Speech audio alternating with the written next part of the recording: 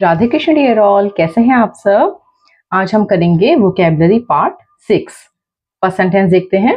कभी कभी डरपोक व्यक्ति भी ऐसा कदम उठाता है जो आप सोच भी नहीं सकते हैं।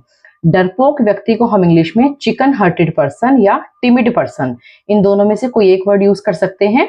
ऐसा कदम उठाना को हम इंग्लिश में कहते हैं take such a step. Take such a step, such को इंग्लिश में हम ऐसा कहते हैं। ट्रांसलेशन देखते हैं। Sometimes a chicken-hearted person takes a step that you can't even imagine या you can't even think। आप चाहें तो sometimes a timid person takes a step या takes such a step that you can't even imagine। इस तरीके से भी sentence को आप बना सकते हैं। नेक्स्ट सेंटेंस देखते हैं। हमें कभी भी यह नहीं सोचना चाहिए कि हमें सब कुछ आता है, क्योंकि हमेशा सुधार की गुंजाइश होती है। सुधार की गुंजाइश, सुधार के लिए जगह, इन वर्ड्स के लिए हम इंग्लिश में कहते हैं रूम फॉर इम्प्रूवमेंट। आपका जो वोकैबुलरी मैं आपको सिखा रही हूँ बेटा, वो मैं आपको सिंपल वर्ड्स नहीं दे रही हूँ, आपको वोकैबुलरी का यूज मैं सेंटेंसेस में सिखा रही हूँ। तो आपका सेंटेंस चाहे किसी टेंस में हो, किसी मॉडल में हो, किसी स्पोकन स्ट्रक्चर में हो, किसी भी रूल में हो, आप उस सेंटेंस को, उस वोकैबुलरी को सेंटेंस के अकॉर्डिंग जो है यूज करेंगे। अब सेंटेंस है हमें कभी भी यह नहीं सोचना चाहिए। शुड का सेंटेंस है कि डेट कनेक्टर पे हमारा जो सेंटेंस है ज्वाइन हो रहा है। हमें सब कुछ आता है, ताहे तीहे तेहे प्रेजेंट सिंपल का सेंटेंस है, क्योंकि हमेशा सुधार की गुंजाइश होती है। इसमें कोई वर्ब नहीं है, कोई सब्जेक्ट नहीं है, इसलिए हमारा देयर का स्ट्रक्चर है। We should never think that we know everything because there is always room for improvement.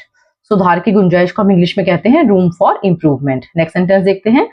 Lockdown के समय में बहुत से लोग खुद को भूखमरी से बचाकर रख पाए। खुद को भूखमरी से बचाकर रख पाना, खुद को ऐसे हालातों से बचा के रख पाना जहां आप भूखे ना रहें, बेसिक चीजों की कमी आपको ना हो, तो उसे हम इंग्लिश में कहते हैं keep the wolf from the door, क्योंकि उनके पास सेविंग्स थी। लॉकडाउन के समय में बहुत से लोग खुद को भूखमरी से बचाकर रख पाए क्योंकि उनके पास सेविंग्स थी। During the lockdown a lot of people kept the wolf from the door because they had savings. During the lockdown, a lot of people kept the wolf from the door because they had savings. Next sentence देखते हैं। इसका कोई फायदा नहीं था, आपने सब कुछ बेकार में किया। It was of no use. You did everything in vain. You did everything in vain. देखिए, in vain को हम इंग्लिश में जो है यूज करते हैं। इनके लिए क्या क्या वर्ड हम यूज कर सकते हैं। बहुत बार हम कहते हैं कि आपके जो एफर्ट्स हैं वो बेकार में हैं, किसी काम के नहीं है, तो इन वर्ड्स को हम इंग्लिश में कहते हैं इन वेन। आपके एफर्ट्स बेकार नहीं गए।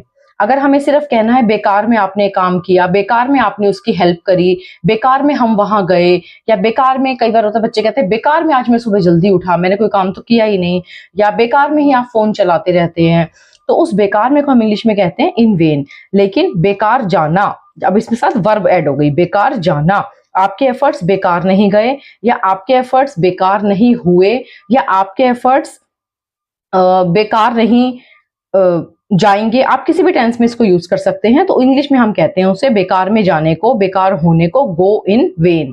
Your efforts didn't go in vain. और अगर मैं कहूं आपके एफर्ट्स बेकार हो गए, पास्ट सिंपल का अफर्मेटिव हमारा सेंटेंस है, तो मैं कहूंगी your efforts went in vain. फिर गो की सेकंड फॉर्म हो जाएगी वेंट इन वेन।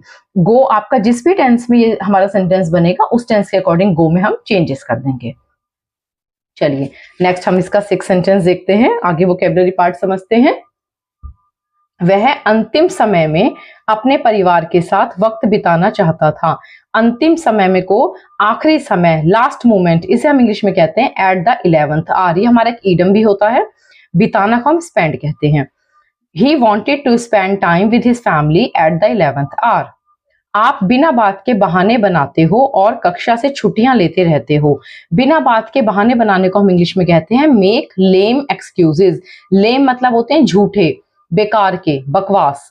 आप बिना बात के बहाने बनाते हो। बिना बात के बहाने बनाना means make lame excuses. You make lame excuses and keep taking leaves from class. Next sentence देखते हैं। वह आपका दोस्त नहीं बल्कि आस्तीन का सांप है जो आपके व्यापार को खराब कर रहा है। आस्तीन के सांप को हम इंग्लिश में कहते हैं अ स्नेक इन द ग्रास, और खराब करने को हम इंग्लिश में कहते हैं स्पॉइल।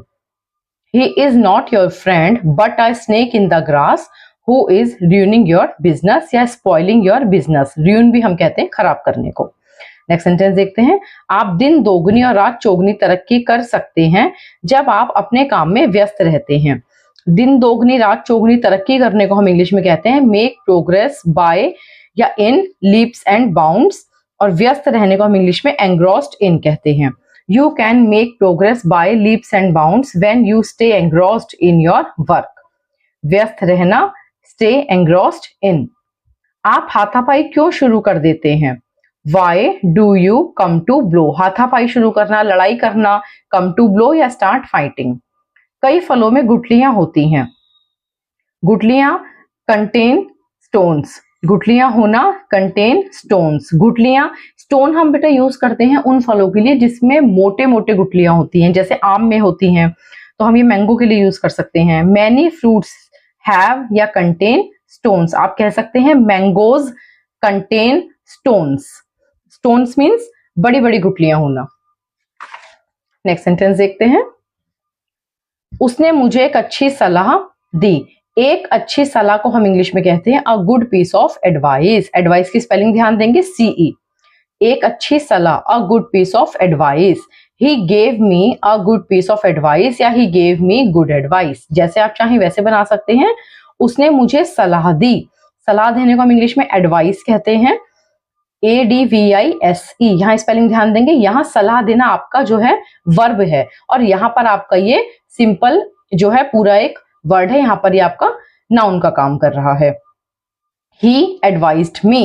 अब यहाँ पे एडवाइस को आपने पास्ट सिंपल पे सेकंड फॉर्म यूज किया, he advised me। उसका कहना है कि आपको मेहनत की जरूरत है। उसका कहना है कि he says।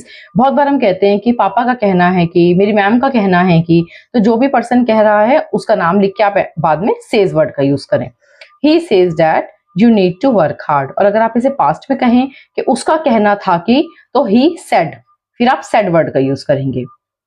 आप अपने अधिकारों का दुरुपयोग कर रहे हैं। अधिकारों का दुरुपयोग abuse your authority या misuse rights। कोई भी वर्ड आप यूज कर सकते हैं। You are misusing your rights. आज जो मैंने आपको वोकेबलरी सिखाई है, आई होप कंसेप्ट आपको क्लियर है, वर्ड्स आपको क्लियर हैं, लेकिन फिर भी अगर कोई प्रॉब्लम आप फेस करते हैं तो प्लीज आप कमेंट कीजिएगा। मैं कोशिश करूंगी आपके कमेंट्स का जवाब देने की। Thank you so much.